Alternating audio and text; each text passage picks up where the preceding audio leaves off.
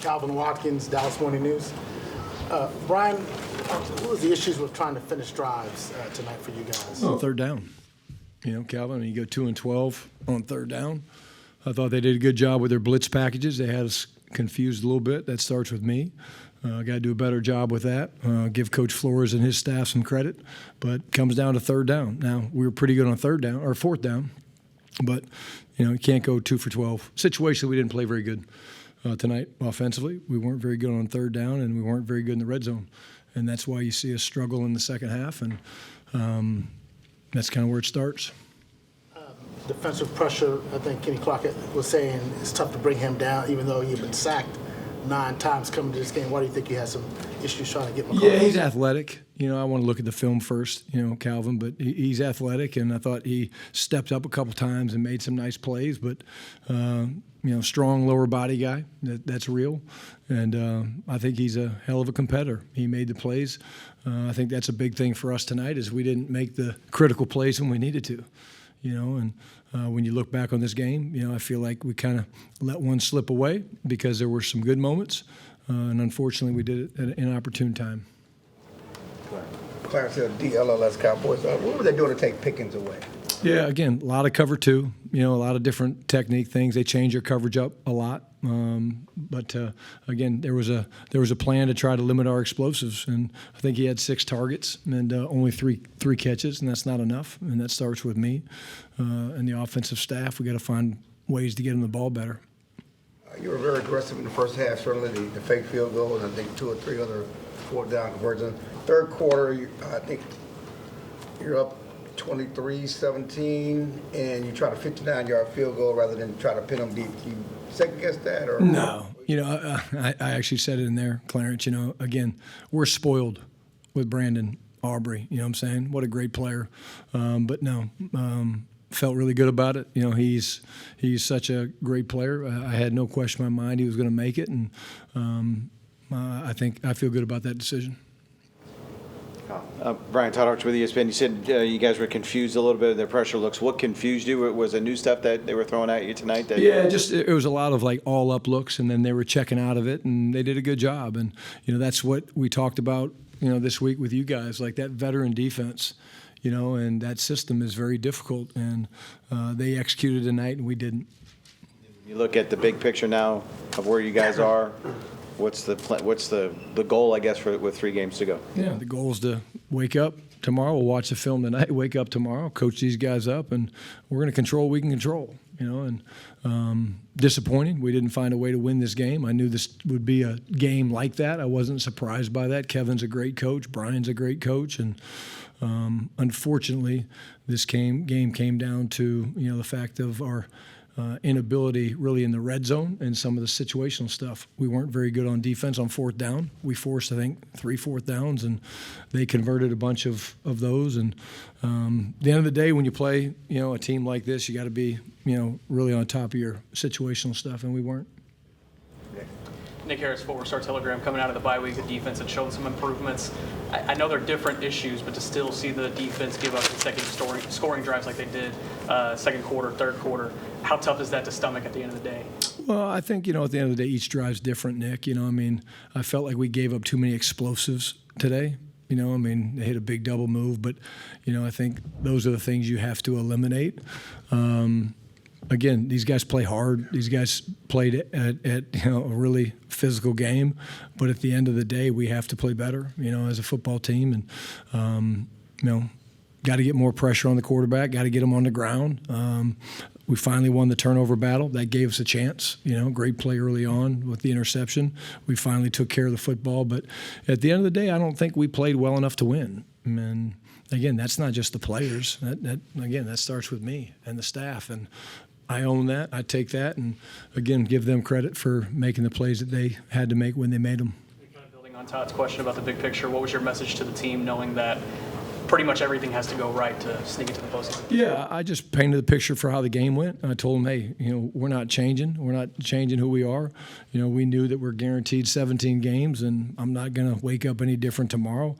I'm frustrated that, we didn't find a way to get this game done. I'm frustrated that we were that poor on third down. We're better than that. I'm better than that. And at the end of the day, I just felt like we never could really, get the thing back over the top. Yeah. Tim Kellishaw, Dallas Morning News. You were 6-5-1 going into Detroit. Are you surprised to see your team back below 500 again? No, I mean, I don't like it, obviously, Tim. I mean, I'm disappointed. We didn't play well against Detroit. Again, I really do think this. I think we're beating ourselves quite a bit, and that starts with us as a coaching staff. The players are playing hard, but again, you give up big plays and you kick field goals. We kicked field goals today. I mean, we were 2 for 5, and they were 3 for 4, and therein you lose by 8 points, and you're like, damn.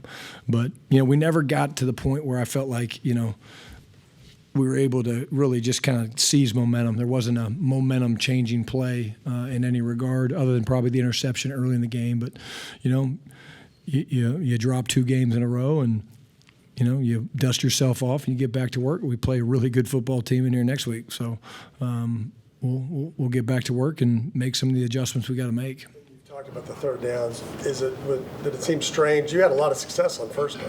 Yeah. You had a lot of good first down plays. Well, we ran the ball really well. I thought Javonte Williams, it was incredible. We got beat up a little bit, but Javonte, I thought, ran really well.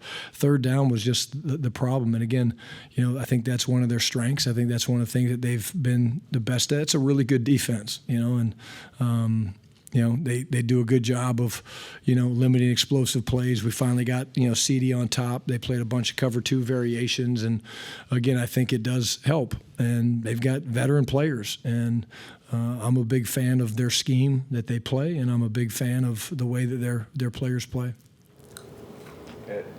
Ed Werder, WFAA. Are you concerned about the amount of pressure that Dak's been exposed to these last few games? Absolutely. Yeah, we have to keep him upright, Ed. We know that. And again, it was going to be a tough challenge today. We knew that. We weren't surprised by all the blitzes that we had. But again, I think that they did a really good job of disguising some of the things that they did and, getting out of things. And they seem to be a step ahead of us. And I've said it, I'm going to say it again. That starts with me. I have to be better. I will be better. But that's what these guys do. That's what Minnesota does, man. And they light you up. They get up in the A gaps and they bring different blitzes and pressures and they force free runners. And again, I got a chance to talk to Brian after the game. Told him, hey, hell of a job. Coach Sydney Staples, DG10 Sports. From the time that the final whistle blows and then to you getting to the locker room, giving that post-game speech, what are you thinking about in that time? It's different. It's a good question. It's different. Sometimes I try to, I just talk from my heart. Today I tried to tell a story. I tried to paint a picture because I know the guys in that locker room are hurting. They're disappointed. We wanted to play well. We wanted to win. So I felt like it was important that I kind of painted the picture of what happened. And I talked a little bit about, basically the things we talked about. Our inability to, sustain third down and convert was huge. And they did a really good job with some of their blitz looks defensively. Talked about the red zone, the explosive plays. And then, again, special teams, we're used to converting all of our kicks. But at the end of the day, Sydney, it was a deal where, we didn't make the plays when we had to make the play. You got to get off the field on fourth down on defense. You got to convert a third down. You're a play or 2 away. That's what that game was. We were a play or 2 away, and we didn't make it. And that's why we're so disappointed.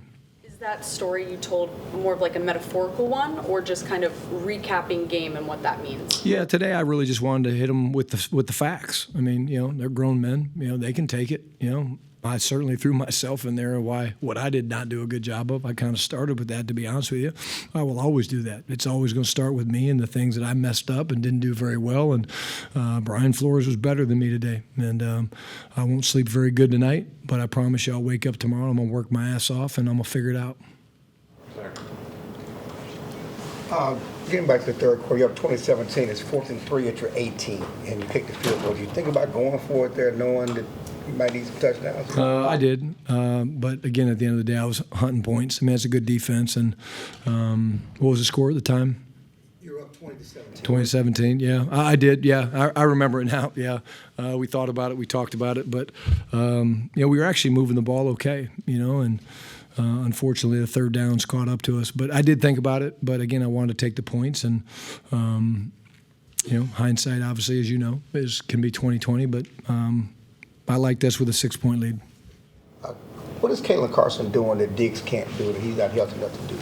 Oh yeah, we're not comparing players. I mean, again, Kalen's a young player. He's talented, and Trayvon had a better week. And at the end of the day, there's a reason it's a 3-week ramp-up period, and it takes time. I know he feels healthy and he feels ready to play. We obviously felt a little bit different, but again, young players are they're gonna make mistakes. And Kalen, got beat on a double move. Vaughn guy got behind him one time. I mean, that's part of being a young player. And the more they play, the more that they grow. And that's why you like to have young players, and you understand they're going to make mistakes. What concerns you is that they don't respond after they make those mistakes. And I think these guys do respond, which tells you they're the right kind of guys. Is there something though also to having a savvy veteran who's been in those situations before and has instincts and a resume and stuff like that? Yeah, absolutely. Yeah, but again, as we've talked about, again, when he's ready to go, I know he feels ready to go. And again, I love that. For him as a competitor, I love that. But at the end of the day, we felt differently. If he tells you he's ready to go, what are you guys not seeing? Yeah, different things, consistency. I think I've been very honest about that. With all of our players, there's things that they need to do from a consistency standpoint to make us feel good about, putting them out there. And again, I know he felt like he wanted to play, and he felt like he was ready to play. And like I said, we made a decision as a team, and I made a decision, and we went a different direction. So we'll see how this week goes. Then back on the pressure that they brought, is there times where you guys just have to attack their pressure to scare them out of it? At times, did you feel like you had? Yeah, you have different tools, but again, I think they just put themselves in a position where they just kind of they had the upper hand. And again, you saw them one time. I mean, you saw them flip from Harrison Smith to the other safety, and again, I think you give them credit. And like I said, they're very aggressive with the things that they do, and I like some of the things they do from a fire zone because of the vision problems that they create.